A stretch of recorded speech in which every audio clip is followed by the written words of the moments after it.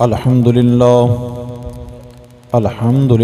रब्बिल आलमीन वल आक़िबतु लिल मुत्तक़ीन अस्सलातु वस्सलामु अला अशरफिल अंबियाइ वल मुरसलीन अम्मा बादु फ़अऊज़ु बिल्लाहि मिनश शैतानिर रजीम बिस्मिल्लाहिर्रहमानिर्रहीम या अय्युहल्लज़ीना आमनुस्तईनू बिस्सब्रि वस्सलात आमन्तु बिल्लाहि सदक़ल्लाहुल अज़ीम व सदक़ रसूलुहुन नबियुल करीमुल अमीन व नहनु अला ज़ालिका मिनश शाहिदीन वश्शाकिरीन वल्हम्दुलिल्लाहि रब्बिल आलमीन।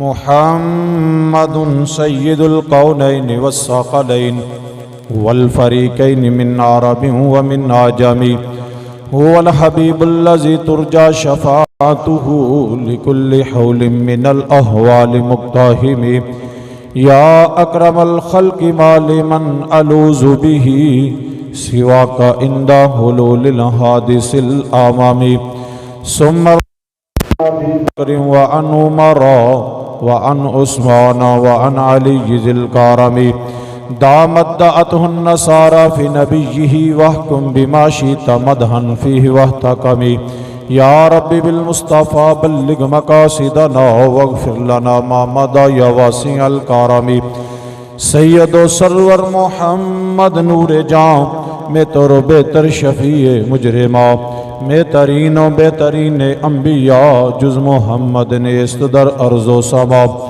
मज़हरे नूरे जमाल मुस्तफ़ा ख्वाजाए आलम ग़ुलाम मुर्तज़ा कुर्रतुल आइन ग़ुलाम मुर्तज़ा ख्वाजाए नूर मोहम्मद बासफ़ा। तमामी हज़रात एक बार मिल के मोहब्बत के साथ दुरूद पाक पढ़िए। अस्सलातु वस्सलामु अलैका या रसूलल्लाह व अला आलिका व अस्हाबिका या हबीबल्लाह। अस्सलातु वस्सलामु अलैका या रसूलल्लाह व अला आलिका व अस्हाबिका या रहमतल लिल आलमीन। मेरे नहायत ही काबिल साद एहतराम मुअज़्ज़ज़ व मोहतशम सामिन कराम बरादरान इस्लाम व यारान तरीक़त और बिलखुसूस सदर महफ़िल हज़रत अल्लामा मौलाना पीर हाफ़िज़ मोहम्मद मज़हर अब्दुर रसूल मुर्तज़ाई दामत बरकातहुल आलिया और दीगर सामिन कराम, आज 10 मुहर्रमुल हराम और ये दरसे कुरान की एक अज़ीम महफ़िल है कि जिसमें हम सब हाज़िर हैं और मुझे इस बात की खुशी हुई है कि ये आज 10वां प्रोग्राम है अल्हम्दुलिल्लाह। माशाअल्लाह ये बहुत बड़ी अच्छी बड़ी प्यारी काविश है। अल्लाह पाक क़िबला पीर साहब इनकी ज़िंदगी इनके इल्म व अमल में अल्लाह पाक बरकतें अता फरमाए कि जिनके तौफ़ैल अल्लाह पाक ने हम सब को दरसे कुरान में हाज़िर होने की सआदत नसीब फरमाई। और ऐसी शख्सियात यकीनन अल्लाह ताला की रहमत हुआ करती है कि जिनकी वजह से इंसान को दरसे कुरान की महफ़िल मुयस्सर हो जाए। ये कोई छोटी काविश नहीं है, ये बहुत बड़ी काविश है। अल्लाह पाक इसमें मज़ीद बरकतें अता फरमाए। तो हज़रात गिरामी कदर, मैंने जो आया करीमा तिलावत की है, खालिक़ कायनात अल्लाह रब्बुल इज़्ज़त ने इसमें इरशाद फरमाया कि या अय्युहल्लज़ीना आमनुस्तईनू बिस्सब्रि वस्सलाह। यहाँ से मैं बात का आगाज़ करूँगा और आज का मौजू है अहले बैत अतहार के हालात व वाक़यात करबला के बाद। तो मैं इंशाअल्लाह इस आयत की रोशनी में और इस आयत का सहारा लेते हुए अपनी बात को आगे लेकर चलूंगा। अल्लाह पाक ने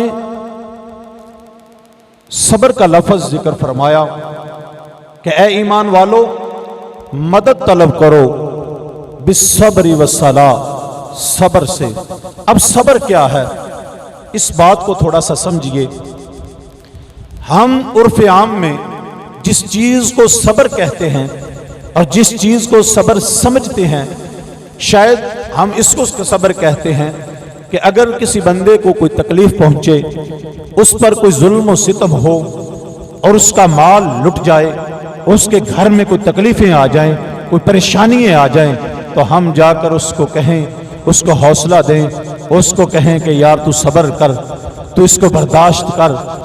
तो हम उर्फ आम में इसको सब्र कहते हैं। तो ग्रामी कदर हजरात, ये सब्र नहीं है, ये बेबसी है, ये लाचारगी है। इस पर तो बंदा मजबूरन इसको बर्दाश्त करता है और अपनी बेबसी और लाचारगी को सब्र समझता है। जो सब्र कुरान मजीद में बयान किया गया है वो सब्र ये नहीं है।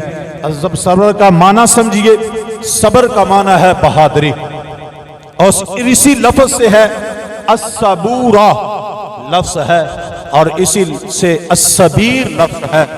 अब इनका माना क्या है, और इसी से एक लफ्ज है अस्सबूर। अस्सबूर अल्लाह पाक का सिफाती नाम भी है, जिसका माना भी है बहादुरी वाला। तो अब सब्र क्या बना, क्या माना बनता है, आप जरा देखिए, समझिए कि अस्सबूरा कहते हैं कि सवारी में या जहाज में या कश्ती में ऐसी चीज को रखा जाए कि जिसकी वजह से वजन बरकरार रहे। ये लुगत की किताब में ये माना लिखा हुआ है, जिसकी वजह से वजन बरकरार रहे। अब आपने, मैं अगर मिसाल दूं तो शायद बात आगे निकल जाए, ज्यादा लंबी हो जाए। आपने देखा होगा कि एक वक्त होता था तांगे चलते थे, तो अब तांगे वाला क्या करता था कि आगे सवारियां बिठाता तो आगे वजन ज्यादा हो जाता, पीछे बिठाता तो पीछे वजन ज्यादा हो जाता।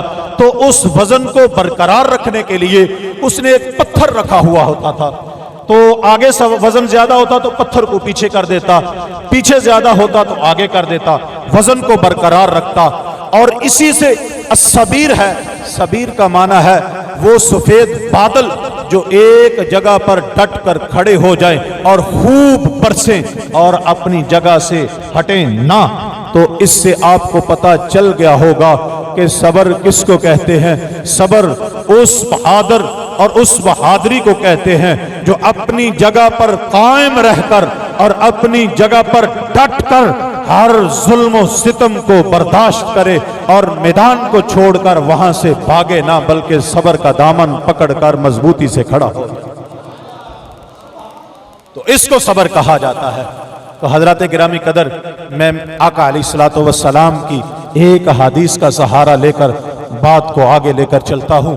तो मेरे करीम आका अलैहिस्सलातु वस्सलाम ने एक मौका पर इरशाद फरमाया, ऐ मेरे सहाबा, तुम बता सकते हो वो कौन सा दरख्त है जो जिसकी मिसाल मोमिन की तरह है। और फरमाया, या तुम बता सकते हो कि मोमिन की मिसाल किस दरख्त की तरह है। सहाबा खामोश हैं। अर्ज करते हैं, फिदा का अबी व उम्मी, या रसूल अल्लाह, हमारे माँ बाप आप पर कुर्बान हो जाएं। या रसूल अल्लाह सल्लल्लाहु अलैहि वसल्लम, या रसूल अल्लाह आप ही ज्यादा जानते हैं या अल्लाह की जात ज्यादा जानती है। तो मेरे करीम आका अलैहिस्सलातु वस्सलाम ने इरशाद फरमाया वो खजूर का दरख्त है जिसकी मिसाल मोमिन की तरह है, और वो मोमिन जिसकी मिसाल खजूर के दरख्त की तरह है। कैसे? हजरत गिरामी कदर जरा समझिएगा। खजूर का दरख्त वो दरख्त है कि जब पतझड़ का मौसम आता है, तवज्जो चाहूंगा, आपकी तवज्जो चाहूंगा, बड़ी मेहरबानी। तो खजूर का दरख्त वो दरख्त है कि जब पतझड़ का मौसम आता है, जब खजा का मौसम आता है, सब दरख्त अपने पत्ते गिरा देते हैं, सब के ऊपर खजा आ जाती है। और खजूर का वो वाहिद दरख्त है जो अपनी असल से जुड़ा रहता है, जिसके पत्तों पे खजा नहीं आती, ना तो वो पीला पड़ता है और ना वो अपने पत्तों को झाड़ता है, उसके पत्ते जुदा भी नहीं होते। तो मेरे आका अलैहिस्सलातु वस्सलाम ने फरमाया मोमिन की मिसाल उस खजूर के दरख्त की तरह है। फरमाया हालात कैसे भी हों, जैसे मर्जी खजा आ जाए, चाहे मौसम बहार का हो चाहे मौसम खजा का हो, तो मोमिन की मिसाल उस दरख्त की तरह है जो अपनी असल कलमा शरीफ से जुड़ा रहता है, जो हर हालात में हर जुल्म सितम बर्दाश्त करता है लेकिन कलमा शरीफ को छोड़ता नहीं। तो उलमाए किराम भी तशरीफ फरमा है। तो हजरत गिरामी कदर 10 मुहर्रमुल हराम को जब अहले बैत अतहार और खानदाने नबुव्वत की नफूस कुदसिया ने जामे शहादत नोश फरमाया और मेरे इमाम आली मुकाम, मेरे इमाम हजरत सैयदना इमाम आली मुकाम इमाम हुसैन रज़ी अल्लाह ताला अन्हो आपने जामे शहादत नोश फरमाया। उसके बाद जब मस्तूरात खानदान नबुव्वत और इमाम ज़ैनुल आबिदीन, तो नबी के शहजादगान और शहजादियों को कैदी बनाया गया। तो आपको जब चलाया गया तो करबला से निकल रहे थे, तो आले बैत अतहार की मस्तूरात शहजादियां मेरी नबी की बाग की ये कलियां जब वहां से निकल रही थी, तो इन्होंने देखा कि खानदान नबुव्वत के चश्मो चराग अहले बैत अतहार के वो शहजादगान जो जामे शहादत नोश फरमा चुके थे, उनकी लाशें बेगौरो कफन मैदान में पड़ी हुई हैं। तो जब उनको देखा तो अहले बैत अतहार की मस्तूरात की बेसाख्ता चीखें निकली और अल्लाह की बारगाह में हाथ बुलंद करके ये दुआ की, अल्लाहुम्मा तकब्बल मिन्ना हाज़ल कुर्बान, या इलाही हमारी तरफ से ये कुर्बानी कबूल फरमा ले। तो ये दुआ करते हुए अहले बैत अतहार का काफिला पाबंदे सलासल जब वहां से निकला और अबैदुल्लाह इब्न ज़ियाद का लश्कर अहले बैत अतहार के काफिले को लेकर जा रहा था। अब कहां जाना था? यह काफिला कूफा की तरफ जाना था।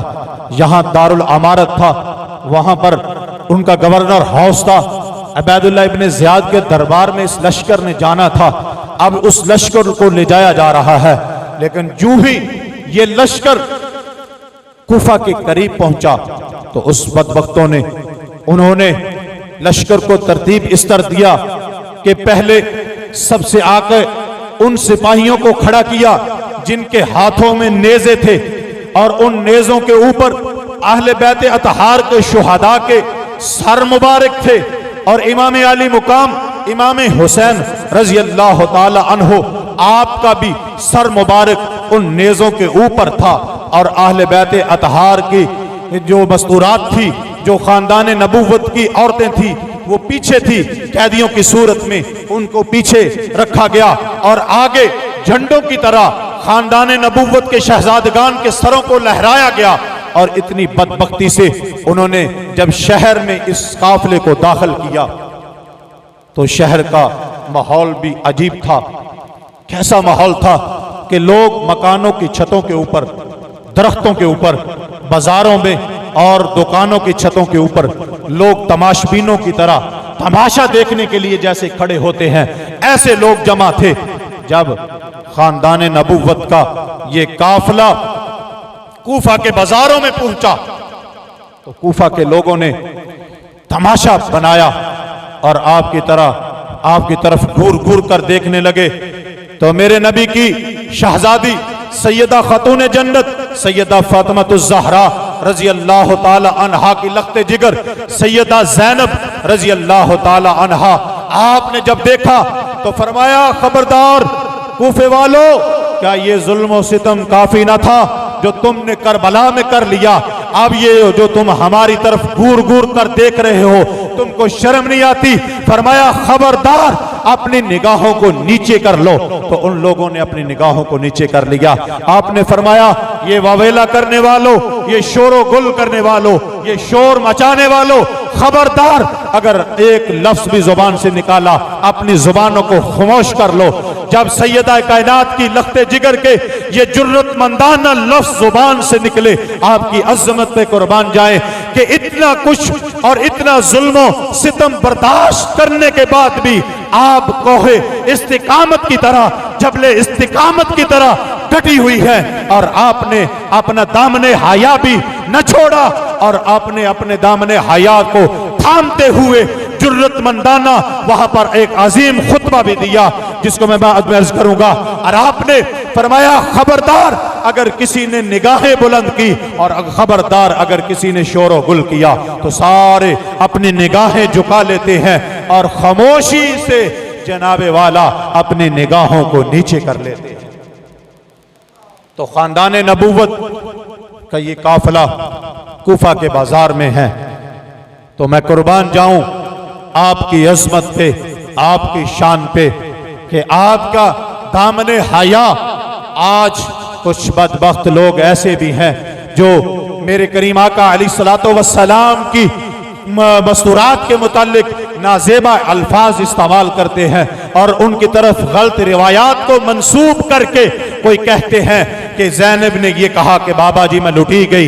ये तो अल्फाज जुबान पर आए ही नहीं, ये तो अल्फाज आपने अपनी जुबान से अदा किए ही नहीं।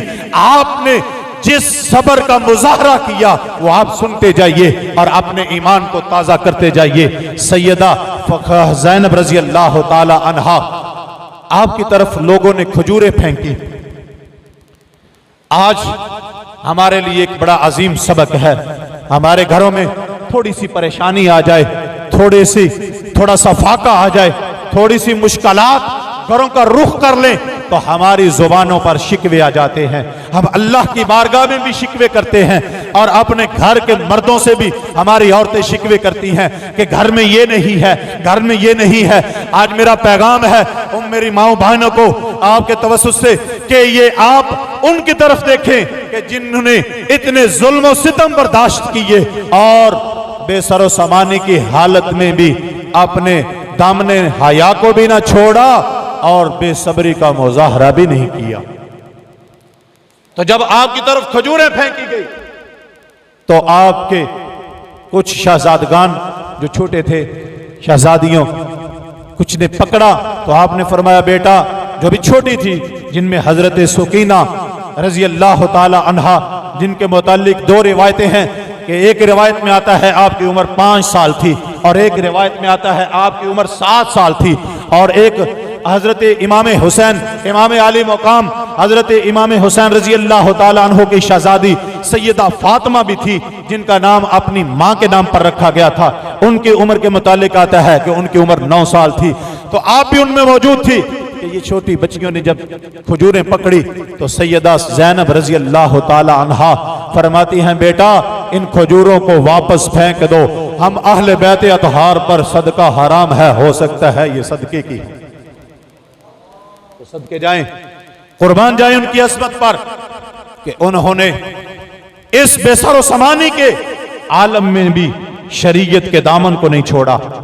और आप फरमाती हैं कि जब सैयद ना इमाम आली मुकाम इमाम हुसैन रजी अल्लाह ताला अन्हो आपके सर मुबारक को नेज़े के ऊपर रखकर जब ले जाया जा रहा था, तो आपकी दाढ़ी मुबारक हवा से हरकत कर रही थी, और गर्दो गुबार आपकी दाढ़ी मुबारक में था, और सर को नेज़े के ऊपर लटकाया हुआ है और बुलंद किया हुआ है, तो सर मुबारक हवा से, दाढ़ी मुबारक के वाल मुबारक हरकत कर रहे हैं। ये मैं बात इसलिए कर रहा हूं कि जरा गौर कीजिए कि इमाम आली मुकाम जब आपने जामे शहादत नोश फरमाया, तो आपका सर मुबारक नेज़े के ऊपर है और दाढ़ी मुबारक हवा से हरकत कर रही है। तो दोस्ताने अजीज, आप अंदाजा लगा सकते हैं कि दाढ़ी बड़ी हरकत करती है या छोटी करती है। दाढ़ी बड़ी होगी तब हरकत करेगी ना, छोटी दाढ़ी हरकत नहीं करेगी। कटी हुई दाढ़ी, कुतरी हुई दाढ़ी हरकत नहीं करेगी।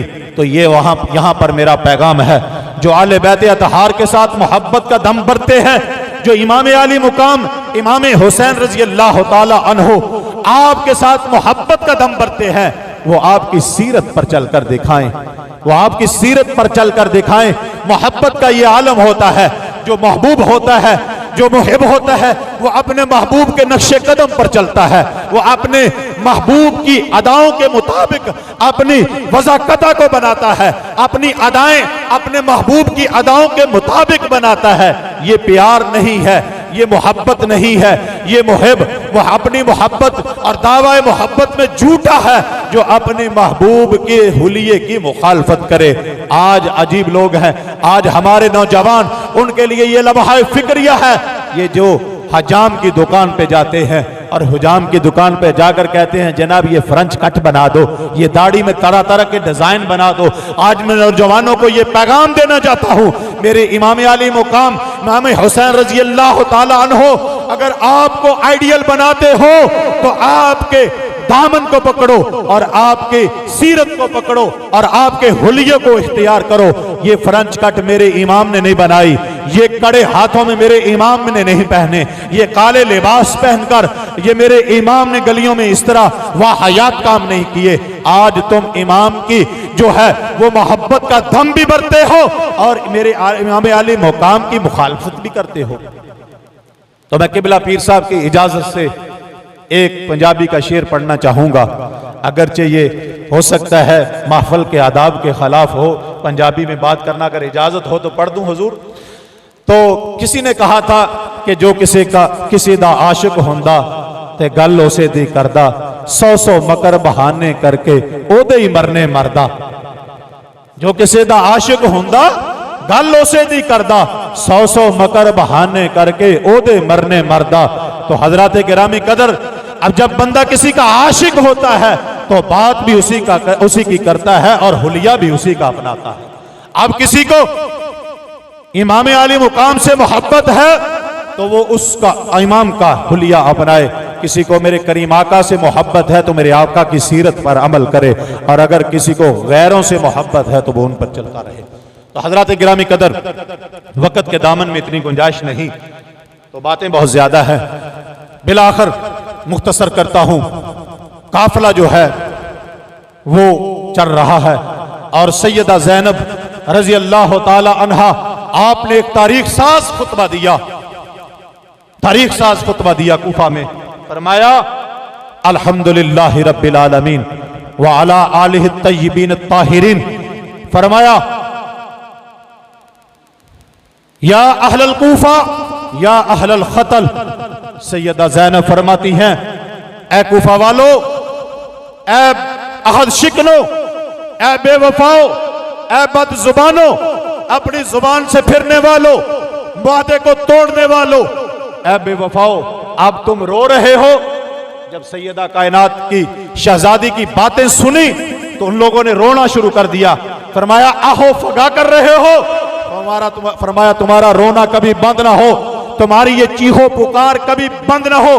फरमाया तुम बता सकते हो कि तुम में कोई ऐसा शख्स हो जो झूठ न बोलता हो, जो शिखियां न मारता हो, जो लूमड़ी की तरह चापलूशियां न करता हो, जो जनाबे वाला जो मक्कार और फरेब धोखाबाज दगाबाज ना हो।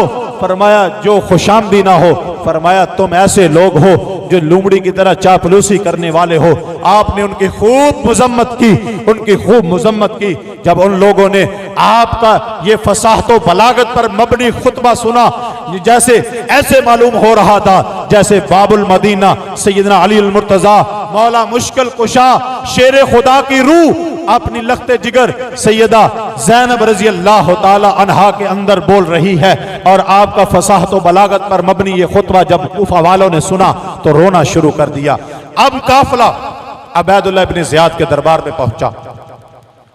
जब अबैदुल्लाह इब्न ज़ियाद के दरबार में काफिला पहुंचा तो अबैदुल्लाह इब्न ज़ियाद अब खानदान नबुव्वत की मस्तूरात जो है वो अंदर दाखिल हो रही हैं, एक कोने में बैठ रही हैं। कैदी बैठ रहे हैं तो उबैदुल्लाह इब्न ज़ियाद पूछता है ये कौन है, ये कौन है, ये कौन है। जब सैयदा ज़ैनब रज़ी अल्लाह ताला अन्हा आपकी तरफ देखता है तो पूछता है ये कौन है, तो आप खामोश रही, आप अपनी जुबान से ना बोली, आप बिल्कुल खामोश रही। एक लौंडी ने अर्ज की, एक लौंडी ने फरमाया कि ये ज़ैनब है, जो सैयदा खतून जन्नत सैयदा फातिमातुज़ ज़हरा रज़ी अल्लाह ताला अन्हा की लख्त जिगर है और सैयदना अली अल मुर्तज़ा शेर खुदा मौला मुश्किल कुशा की नूरे नजर है, तो ये ज़ैनब है। उबैदुल्लाह इब्न ज़ियाद ने जब देखा तो आपकी तरफ मुखातिब हुआ, कहने लगा देखा अपने अहले बैत का हाल देखा, ये होता है बागियों का हाल। तो सैयदा ज़ैनब रज़ी अल्लाह ताला अन्हा आपकी शुजाअत व बहादुरी पर कुर्बान जाएं, तो आपने फिर तारीखी बात की। तो आपने फरमाया ये क्या बात करता है तू? फरमाया अल्हम्दुलिल्लाहिल्लज़ी, फरमाया अल्हम्दुलिल्लाहिल्लज़ी अकरमना बिमुहम्मदिन तहरना मिनर रिजसी ततहीरन इन्नमा यफ्तदिहुल फासिकु व यकज़िबुल फाजिरु व हुवा गैरुना अल्हम्दुलिल्लाह। फरमाया तमाम तारीफें उस रब्बुल आलमीन की जात के लायक हैं जिसने हमें मोहम्मद सल्लल्लाहु अलैहि वसल्लम के जरिए पाक किया, हार पलीदी से पाक किया। और फरमाया बेशक फासिक जलील और रुसवा होता है, फासिक जलील और रसवा होता है, फाजिर झूठ बोलता है। और फरमाया और जिनके बारे में तू ये कह रहा है वो ये नहीं है, अल्हम्दुलिल्लाह हम इन चीजों से मुबर्रा पाक हैं। आपने फरमाया हम ऐसे नहीं हैं। तो आपने आगे फरमाया मा रअयतु इल्ला जमीलन, मा रअयतु इल्ला जमीलन हाउलाई कौमन कतबल्लाहु अलैहिमुल कत्ला व बरजू इला मदाजिहिम व सयजमहुल्लाहु तआला बैनका व बैनहुम। फरमाया अल्लाह तबारक व तआला की जात हमने सवाए भलाई के कुछ नहीं देखा। ये तो वो नफूस कुदसिया है, ये तो वो शख्सियात है जिनके बारे में अल्लाह पाक ने शहादत लिखी थी, ये अपनी मक्तल को पहुंच गए। फरमाया उस दिन का इंतजार करो जब अल्लाह तबारक व तआला तुमको और हमको जमा फरमाएगा। व तहाजूना व तख्तसिमूना इंदहु फंजुर लिमन यकूनल फलह यौमा इज़िन। फिर उस दिन देखना कि अल्लाह के हां कामयाब कौन होगा। फरमाया ये तुम आज की बात करते हो, तो ये तो अल्लाह पाक ने इन नफूस कुदसिया की अजमत और शान में शहादत लिखी थी, तो ये तो अपनी मक्तल गाह को पहुंच गए, ये तो अपनी शहादत गाह को पहुंच गए। तुम उस दिन का इंतजार करो जब अल्लाह तुमको और हमको जमा फरमाएगा, फिर फैसला फरमाएगा, फिर देखेंगे कामयाब कौन है। तो उबैदुल्लाह इब्न ज़ियाद बदबख्त गुस्से में आ गया और उठकर सैयदा कायनात की लख्ते जिगर को नुकसान पहुंचाने लगा। तो एक अमर इब्न हरीस नामी शख्स उठकर खड़ा हो गया, कहने लगा इन्नमा इमरातुन ला तुआखिज़ु इमरातुन, तुझे पता नहीं है ये औरत है, औरत की किसी बात का मुआखजा नहीं किया जाता। औरत को एक और अल-बिदाया व निहाया में एक ये भी रिवायत है, एक शख्स ने ये कहा कि जनाब तुझ में इतनी भी हमीयत और गैरत नहीं रही कि तू अब औरतों के साथ लड़ना शुरू हो गया, तुझे शर्म आनी चाहिए। उबैदुल्लाह इब्न ज़ियाद अपनी जगह पे बैठ गया। तो बदबख्त जब बैठा ना तो पता क्या कहता है, कद शफल्लाहु नफ्सी अला ताक़ियतिका व अला वल असाती मिन अहली बैतिका। कहने लगा अल्लाह ने मुझे तेरे शरीर भाई और तेरे शरीर खानदान से शिफा दे दी। आपने फरमाया बदबख्ता अपनी जुबान को लगाम दे, तू नहीं जानता लामरी लकद कतलता कहली व अबरता अहली व कताता फरई व इजतसस्ता असली फयशफिका हाजा फकद अशफाफा। तूने मेरे बूढ़ों को कत्ल कर दिया, तूने मेरे खानदान को बर्बाद कर दिया, तूने मेरी फरा को काट दिया, तूने मेरी असल को कुचल डाला, और इसको तू अगर शफा समझता है तो तू इसको शफा समझ। लेकिन जब ये सैयदा खतून जन्नत की लख्ते जिगर के ये जुमले सुने, कहने लगा ये तो अपने बाप की तरह बड़ी सज्जा मुकफ़ा गुफ्तगू करती है, बड़ी फसाहत व बलागत पर मबनी गुफ्तगू करती है। करती भी क्यों ना, ये सैयदा खतून जन्नत की लख्ते जिगर थी, ये मेरे मौला मुश्किल कुशा की नूरे नजर थी, ये आका अलैहिस्सलातु वस्सलाम की नवासी थी और मेरे करीम आका अलैहिस्सलातु वस्सलाम की तालीम व तरबियत थी। और इससे फसाहत व बलागत ये बाबुल मदीना की बेटी थी, तो इनसे बढ़कर फसाहत व बलागत किनके पास थी? तो सैयदा ज़ैनब रज़ी अल्लाह ताला अन्हा, आपने बड़ी जुर्रतमंदाना गुफ्तगू की। तो आप अंदाजा लगाइए कि एक बंदा कैदी भी हो और जुल्म व सितम भी देखा हो और करबला का माहौल भी देखा हो। हजरत इमाम ज़ैनुल आबिदीन आपके बारे में आता है, तारीख की किताबों में भी यह बात मौजूद है कि जब आप करबला के बाद अरसा दराज तक जिंदा रहे तो एक मौका पर किसी ने पूछा कि हुजूर, आपको कभी हंसते हुए नहीं देखा, आपको कभी मुस्कुराते हुए नहीं देखा। आपने फरमाया, जो करबला के अंदर जुल्म व सितम हमने देखे हैं, जो जुल्म व सितम की दास्तां हमने वहां देखी है और जो जुल्म व सितम हमने वहां पर बर्दाश्त किया है, अगर तुम अपनी आंखों से देख लेते तो तुम हम में तो इतनी भी सकत बाकी नहीं रहनी थी जितनी हम में मौजूद है। इतना कुछ देखने के बावजूद ये बहादुरी, ये जुर्रत।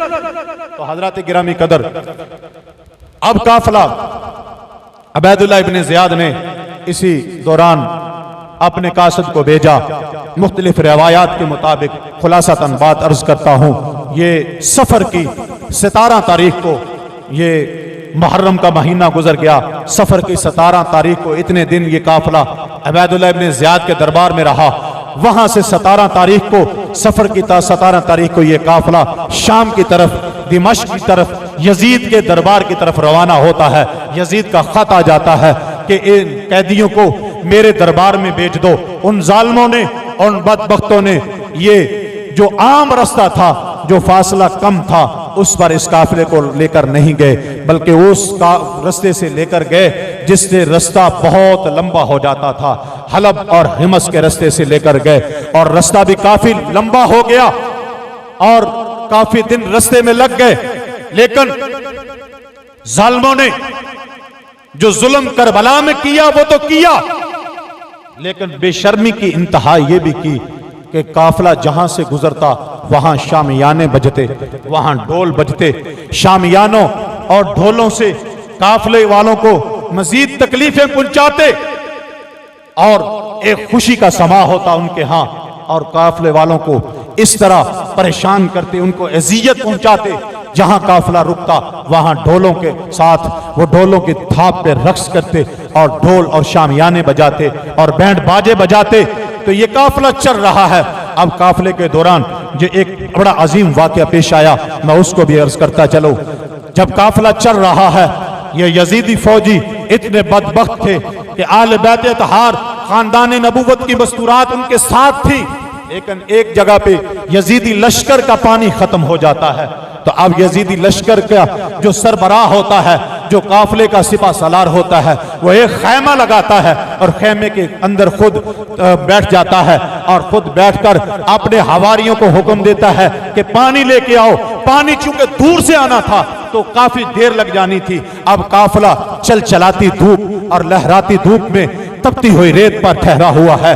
खानदान नबूवत की मुस्तारात को ये तपती हुई रेत पर बैठाया हुआ है। ये चल चलाती धूप में मस्तूरात खानदान नबूवत इसमें तो हारत पर की जो पैकर जो है, ये तपती हुई रेत पर चल चलाती धूप में, लहराती धूप में ये तशरीफ फरमा है।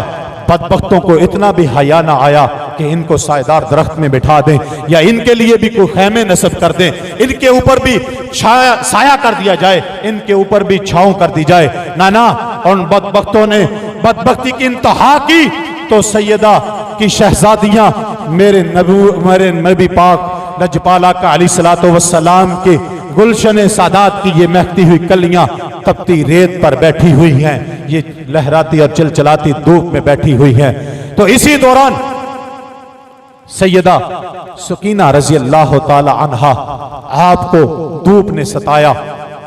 जब धूप ने सताया, आपसे गर्मी बर्दाश्त ना हो सकी तो आप अपने कचावे से निकली, ऊँटों के कचावे के अंदर बैठाया हुआ था। आप अपने कचावे से निकली और एक सायादार दरख्त के नीचे जाकर बैठ गई। जब बैठ गई, अब काफिला जब चला तो किसी को क्या पता कि कचावे में कौन है कौन नहीं है। तो काफिला चल पड़ा तो सैयदा पीछे रह गई। उतनी देर में शाम भी हो गई। अब सैयदा जब पीछे रह जाती है, काफिला थोड़ा सा आगे चलता है, तो जिस शख्स के हाथ में सैयदना इमाम आली मुकाम इमाम हुसैन रजी अल्लाह ताला अन्हो आपका सर मुबारक नेज़े के ऊपर रखा हुआ था, वो नेज़ा हाथ से जबरदस्ती गिरता है और जमीन के अंदर घट जाता है। जमीन के अंदर जब घट गया तो सारे यजीदी लश्कर के लोग इकट्ठा होकर उसको उखाड़ने की कोशिश करते हैं। वो उखड़ता नहीं है, वो जमीन से निकलता नहीं है। यजीदी लश्कर परेशान हो जाता है। बिला आखिर इमाम ज़ैनुल आबिदीन के पास आ जाते हैं। आकर अर्ज करते हैं, शहजादा आप ही कुछ कर सकते हैं, यह मुश्किल आन पड़ी है। मैंने कहा, बदबख्तो, ये तुम्हारा भी अकीदा था, ये तुम भी जानते थे कि मुश्किल भी इसी दरबार से हल होगी और परेशानी भी इसी दर से हल होगी, लेकिन फिर भी तुमने बदबख्तो न समझा। अब जब आए इमाम आली मुकाम इमाम हुसैन रजी अल्लाह ताला अन्हो आपके लख्ते जिगर के पास आए, तो आपने अपनी फुफ्फी सैयदा ज़ैनब रजी अल्लाह ताला अन्हा आपकी बारगाह के अंदर इल्तिजा की। फुफ्फी जान, लगता है मेरे बाप मेरे अब्बा जी के गुलशन से कोई फूल पीछे रह गया है, कोई शहजादा कोई शहजादी पीछे रह गई है, जो काफिला चल नहीं रहा।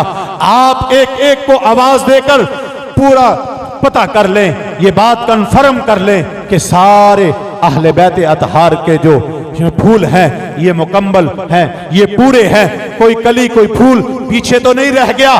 तो सैयदा ज़ैनब रजी अल्लाह ताला अन्हा जब आपने एक एक को आवाज दी और पूछा, तो जब सकीना का नाम लिया तो आवाज ना आई, वापस जवाब ना आया, तो आपने फरमाया, बेटा हमारी सकीना पीछे रह गई है। तो आप सकीना को लेने फिर वापस चलते हैं। जब सैयदा ज़ैनब रजी अल्लाह ताला अन्हा आप पीछे जाती है और काफिले के कुछ लोग हैं, जब पीछे जाते हैं तो देखते हैं सैयदा सकीना रजी अल्लाह ताला अन्हा आपको एक पर्दादार खातून ने अपनी गोद में लिटाया हुआ है और प्यार कर रही है, आपके होंठों को बोसा दे रही है, आपके चेहरे को साफ कर रही है, आपके पेशानी को चूम रही है। तो सैयदा ज़ैनब खड़ी हो जाती हैं और हाथ बन के अर्ज करती हैं कि ए खातून, आपका भला हो, आपने हमारी मदद की, हमारी बेटी को बचा लिया, और आप कौन हैं हमें भी बताएं, जो इस बेसरो समानी की हालत में हमारी मदद करने के लिए आ गई, उजाड़ बियाबान जगह पर और ऐसी नावाकिफ जगह पर हमारी मदद के लिए आ गई। और आपने जब चाहता ऐसे जुमले बोले तो आगे से जवाब आया कि ऐ मेरी लख्ते जिगर, क्या तू नहीं पहचानती, तू नहीं जानती, क्या तू मुझको भूल गई है? जब चेहरे से पर्दा उठाया तो देखा वो कौन थी, वो सैयदा खातून जन्नत सैयदा फातिमातुज़ ज़हरा रजी अल्लाह ताला अन्हा थी। फरमाया, बेटा ये माँ, मैं तेरी माँ सैयदा फातिमा हूँ, मैं अपनी बेटी को दिलासा देने के लिए आई हूँ, और आपकी रूह मुजस्सम रूह जो है वो आ गई और सैयदा सकीना रजी अल्लाह ताला अन्हा को आकर अपनी गोद में बिठाया और आपके साथ प्यार किया, आपके साथ मोहब्बत की, और फिर वो रूह तो वापस चली गई। सैयदा ज़ैनब रजी अल्लाह ताला अन्हा आपने अपनी बेटी सैयदा सकीना रजी अल्लाह ताला अन्हा को लिया और वापस किचावे में बैठाकर काफिला फिर चल रहा है। तो हजरात गिरामी कदर, अब ये काफिला मुख्तसर करता हूँ, ये काफिला दिमाश्क में यजीद के दरबार के पास करीब पहुंचा। तो दिमाश्क के बाहर करीब एक जगह थी जिसका नाम मरजून किताबों में मिलता है। वहां पर जब ये काफिला पहुंचा तो यजीद बदबख्त ने काफिले को रोक दिया, लोगों को कहा कि रुक जाओ, काफिले को रोक दो। तो बाजारों में तमाशबीनों को जमा कर लिया, दिमाश्क के लोगों को वहां पर जमा कर लिया, और वहां पर जमा करके ढोल बैंड बाजे और शामियाने बजाने शुरू कर दिए, और अहले बैत अतहार के शहजादगान के सर मुबारक नेज़ों के ऊपर लहरा रहे हैं झंडों की तरह। तो उनको लहराया जा रहा है और उधर एक खुशी का समा बनाया हुआ है, और लोगों के अंदर ये ऐलान किया जा रहा है, ये कुछ बागी थे जिन्होंने यजीद की हुकूमत के लिए बगावत की, और इन बागियों के सर कुचल दिए गए हैं और इन बागियों के सरों को और इनके कैदियों को कैदी बनाकर, इनके मस्तूरात को कैदी बनाकर, लौंडियां बनाकर और गुलाम बनाकर लाया जा रहा है। तो लोग यही समझ रहे थे शायद ये कोई बागी हैं। उनको कुछ पता नहीं था दिमाश्क के लोगों को कि ये खानदान नबूवत के लोग हैं। वो नहीं बिल्कुल जानते थे। कुछ तो लोग ये समझ रहे थे कि शायद ये लोग रूम के लोग हैं, इन्होंने बगावत की है, ये वो लोग होंगे। ना ना, जब काफिला वहां रुक गया और उन्होंने अपना पूरा बंदोबस्त कर लिया और पूरा शामियाने, ढोल बाजे, बैंड बाजे, हर चीज का इंतजाम कर लिया। जब यजीद ने सारे इंतजाम कर लिए, फिर लश्कर को ऑर्डर दिया, हुक्म दिया अपने हवारियों को, अब लश्कर को लेकर आओ, अब काफिले को लेकर आओ दिमश्क के बाजारों में। जब ये काफिला दिमश्क के अंदर बाजारों से गुजर रहा था तो लोग हंस रहे थे, लोग तमाशबीनी कर रहे थे। तो हजरत गिरामी कदर, अब आप खुद ही अंदाजा लगाइए, जो पहले मैंने माना बयान किया है सब्र का, अब बताएं सब्र इसको कहते हैं या जो हम सब्र समझते हैं वो सब्र है? ये है सब्र और ये है जबले इस्तिकामत। ये वो लोग हैं जो सब्र का पहाड़ बनकर ठहरे हुए हैं। जुल्म पर जुल्म, सितम पर सितम। किसी ने कहा था, सितमगर इधर आ, हुनर अजमा, तू तीर अजमा, हम जिगर अजमा। तो ये सितमगर, ये जुल्म करने वाले जुल्म पे जुल्म किए जा रहे हैं। बिला आखिर ये काफिला यजीद के दरबार में पहुंच गया और हजरत इमाम अली मुकाम इमाम हुसैन रजी अल्लाह ताला अन्हो, आपका सर मुबारक एक थाल के अंदर और दूसरे सर मुबारक भी थाल के अंदर रखकर यजीद के दरबार में पेश कर दिए गए। तो यजीद हजरत इमाम अली मुकाम इमाम हुसैन रजी अल्लाह ताला अन्हो आपके सर मुबारक को छड़िए मार रहा है और आपके होंठों पे छड़िए मार रहा है। हजरत अबू बरजा असलमी रजी अल्लाह ताला अन्हो एक सहाबी थे जो उस वक्त यजीद के दरबार में मौजूद थे। आपने फरमाया, बदबख्ता, ये तू क्या कर रहा है? ये मैंने इन होंठों को देखा है कि नबी पाक सल्लल्लाहु अलैहि वसल्लम ने इन होंठों को बोसा दिया है, इन होंठों को मेरे आका ने चूमा है, इस पेशानी को तो मेरे आका ने चूमा है। बदबख्ता, ये तू क्या कर रहा है? तू खानदान नबूवत के साथ सुलूक क्या कर रहा है? बाज आ जा और अपनी इस छड़ी को वापस कर ले और अपने हाथ को पीछे उठा ले। जब यजीद ने ये आपकी इस आवाज को, गरजदार आवाज को सुना तो बदबख्त ने आपके साथ बदतमीजी की। आप रोते हुए दरबार से निकल गए। आपने फरमाया, मैं हरगज इसको बर्दाश्त नहीं कर सकता, मैं इसको हरगज बर्दाश्त नहीं कर सकता। तो यजीद के दरबार में अब काफिला कितने दिन बाकी रहा, इसमें इख्तिलाफ है। अल बिदाया वन निहाया के अंदर मुख्तलिफ कौल लिखे हुए हैं। बाज ने कहा कि 40 दिन रहा, बाज ने कहा 30 दिन रहा, बाज ने कहा कि ये काफिला एक साल रहा, बाज ने कहा कि 6 महीने रहा। लेकिन एक मोतबर कौल जो इमाम ज़ैनुल आबिदीन का है, आप फरमाते हैं हम यजीद के दरबार में सिर्फ 2 दिन रहे। क्यों? कहते हैं कि जब यजीद को पता चला कि जहां जहां से ये लोग गुजरे हैं, लोगों को पता चला कि तूने इन काफिले वालों के साथ हशर क्या किया है और ये कौन लोग हैं? ये खानदान नबूवत के लोग हैं, ये आले बैत अतहार के लोग हैं। जहां जहां पर लोगों को ये पता चल रहा है लोग तेरे खिलाफ हो रहे हैं, तो लोगों को ये पता चल गया है कि तूने इनके साथ क्या किया है। तो यजीद को जब इस बात का पता चला तो ये मक्कार था, ड्रामेबाज था, ये बदहया और बेशर्म आदमी था। तो इसने चालबाजी इख्तियार की, तो फौरन माजरत खाना रवैया इख्तियार कर लिया। तो माजरत करने लग गया, कहने लगा मुझे तो पता नहीं था, अगर मैं वहां पर होता तो तुम्हारे साथ ये सलूक न करता, ये अबैदुल्लाह इब्न ज़ियाद मर जाए, ये बदबख्त हलाक हो जाए, इसने तुम्हारे साथ ये सलूक किया, ये रवैया इख्तियार किया। ये तो चालबाजियां करने लग गया, कभी किस तरफ हालात, कभी किस तरफ हालात। बल्कि अल बिदाया वन निहाया वालों ने एक बात लिखी कि हजरत इमाम अली मुकाम इमाम हुसैन रजी अल्लाह ताला अन्हु के एक छोटे शहजादे थे जिनका नाम उमर था, वो भी बच गए थे, करबला के मैदान में वो शहीद नहीं हुए थे और वो भी काफिले के अंदर मौजूद थे।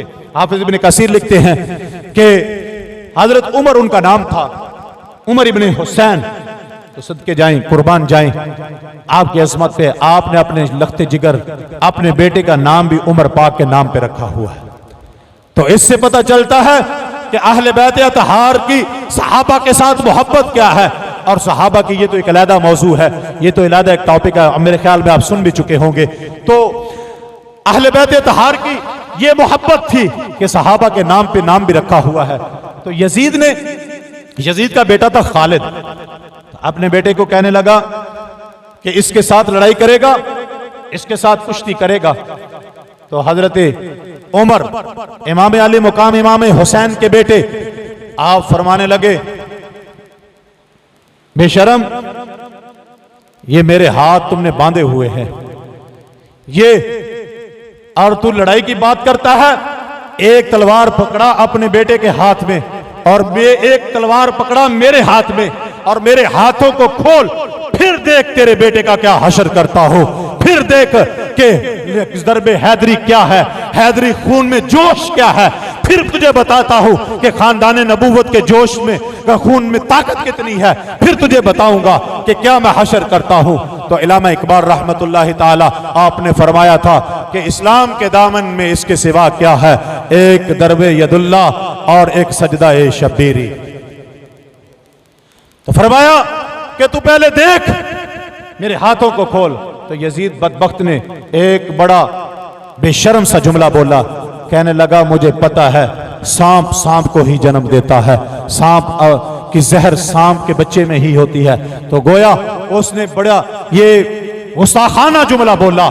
तो इमाम अली मुकाम की तरफ निस्बत करते हुए तो हजरत गिरामी कदर ये उसका रवैया था। तो अब जब उसने माजरत खाना रवैया इख्तियार किया तो आले बैत अतहार के काफिले को वापस भेजने का इरादा कर लिया। तो हजरत नौमान इब्ने बशीर रजी अल्लाह ताला अन्हु सहाबी रसूल थे, उनको कहा कि तू अपने साथ 300 आदमियों को ले ले और इस काफिले को बाहिफाजत मदीना पाक तक पहुंचा दे। तो मदीना तक पहुंचा दे, सवारियां ले ले और उसको अच्छे तरीके से तैयार कर ले।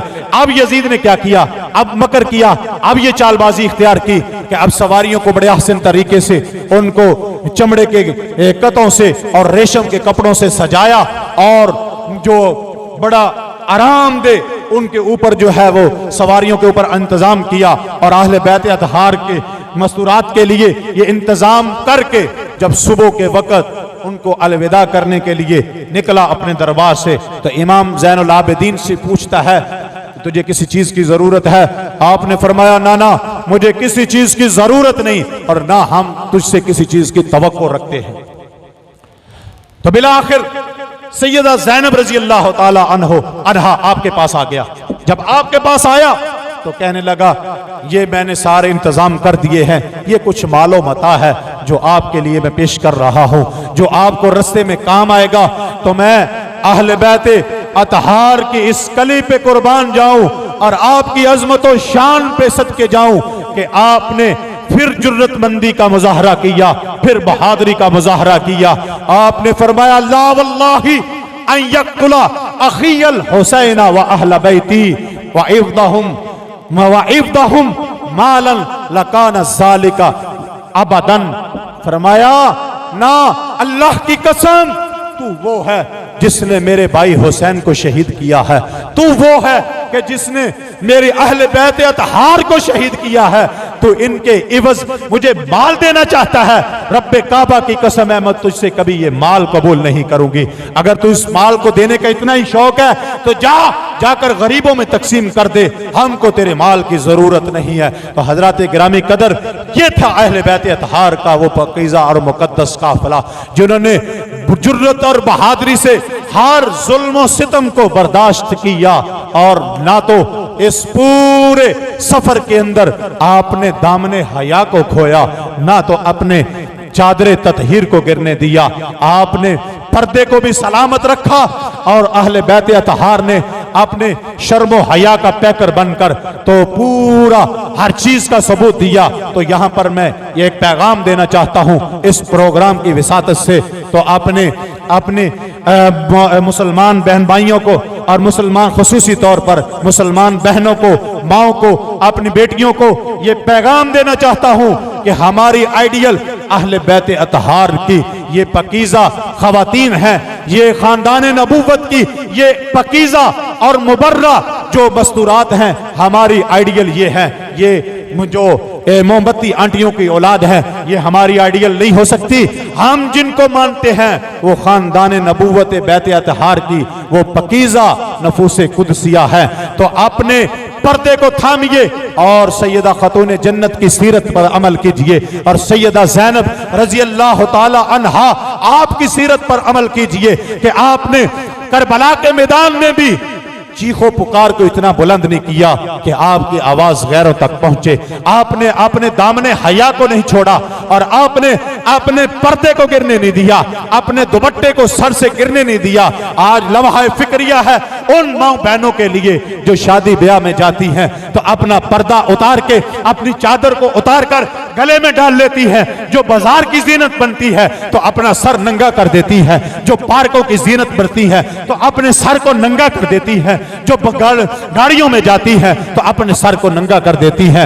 मेरे आका अलैहिस्सलातु वस्सलाम की शरीयत में तो ऐसा दुपट्टा जो है वो भी ओढ़ना जायज नहीं जिसके अंदर से बालों का कलर नजर आए, जिसके अंदर से बालों का रंग नजर आए।